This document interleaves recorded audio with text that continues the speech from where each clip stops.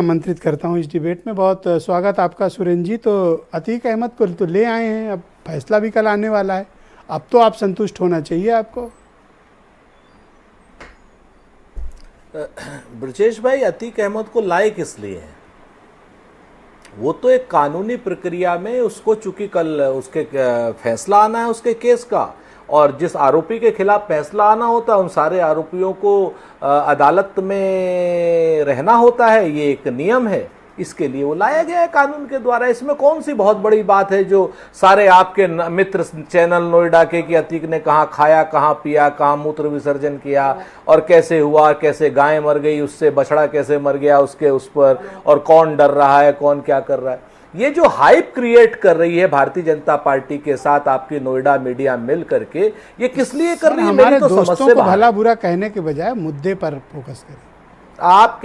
आपके दोस्तों के, अगर आपके दोस्त 15 दिन के लिए ईमानदार हो जाएं तो भारतीय जनता पार्टी की केंद्र की सरकार चली जाएगी। ईमानदार की परिभाषा मतलब आपके साथ आप जैसे ही ईमानदार हो जाए। नहीं, हाँ, पत्रकार का धर्म, पत्रकार का मतलब आपके साथ खड़ा हो जाए, विपक्ष के साथ, है ना? यही चाहते हैं? नहीं, पत्रकार का धर्म और पत्रकार का मतलब और पत्रकारिता में सिखाया जाता है कि सत्ता से सवाल पूछना। सर अतीक और अशरफ को बताओ सर, ये जो चल रहा है आप लोग संतुष्ट हैं पुलिस कार्रवाई से? सर अरे अब अपनों की बारी आई तो सर अब आप 1 मिनट कह तो लेने दो सर, थोड़ा सा कह लेने दो। कहो सर, कहो, घर कही तो रहे हो। इजाजत? हाँ, 2014 से पहले पत्रकार विपक्ष के साथ खड़े होते थे। 2014 के बाद पत्रकार आश्चर्यजनक रूप से सत्ता के पक्ष में खड़े होकर के विपक्ष से सवाल पूछ रहे हैं और सत्ता पक्ष होलिकाओ हो गया है। तो ये अगर आचरण आज खत्म हो जाए तो निश्चित तौर पर जान लिए 15 दिन में एक सरकार गिर जाएगी।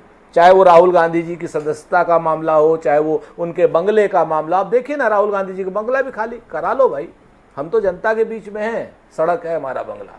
तो खैर, अब आपकी मैं इस बात पे आ जाता हूं, उत्तर प्रदेश की। जी देखिए, ये इस छोटी सी चीज को जिसमें उसका फैसला कल आना है, उसमें उसको आना था, उनको लाया गया। किस तरीके से इसको हाइप बनाएगी? क्यों? क्योंकि राहुल गांधी जी का सवाल ना हो जाए, संसद का सवाल ना हो जाए, ये सारे ना हो जाए, तो इन्होंने अपने पत्रकार मित्रों के साथ इसको हाइप की।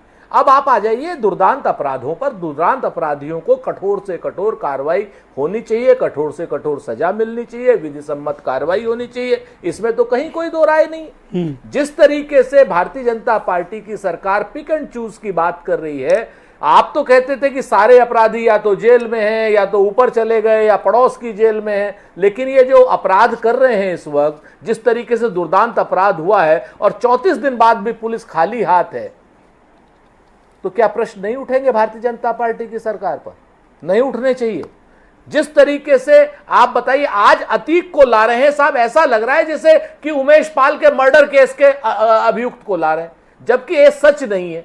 क्यों? क्योंकि भारतीय जनता पार्टी को यह असहज स्थिति जो हो रही है कि साहब अपराधी नहीं पकड़े गए, शूटर नहीं पकड़े गए हैं, कोई उससे पूछताछ का कार्यक्रम नहीं है। ये जो अभी भारतीय जनता पार्टी के प्रवक्ता कह रहे थे कि उनसे पूछा, कोई पूछताछ का कार्यक्रम नहीं है। वो एक पेशी के लिए आया है जिसमें उसका फैसला होना है, उस फैसले से पूछताछ का कोई मतलब नहीं है जी। मैं बहुत जिम्मेवारी से आपके चैनल के सारे दर्शकों को बताना चाह रहा हूं कि भारतीय जनता पार्टी वितंडावाद फैला रही है। भारतीय जनता पार्टी चाहती नहीं है कि उनके शूटर पकड़े जाएं, क्योंकि शूटर पकड़े जाएंगे तो भारतीय जनता पार्टी से रिश्ता सामने आ जाएगा। बहुत शुक्रिया। बहन ने जो क्या नाम आरोप लगाए 5.5 करोड़ के नंदी जी के ऊपर, वो सामने आएंगे। क्यों नहीं जांच कराती भारतीय जनता पार्टी कि भाई 5.5 करोड़ रुपए कहां लिए हैं, नंदी जी ने लिए हैं कि नहीं लिए हैं?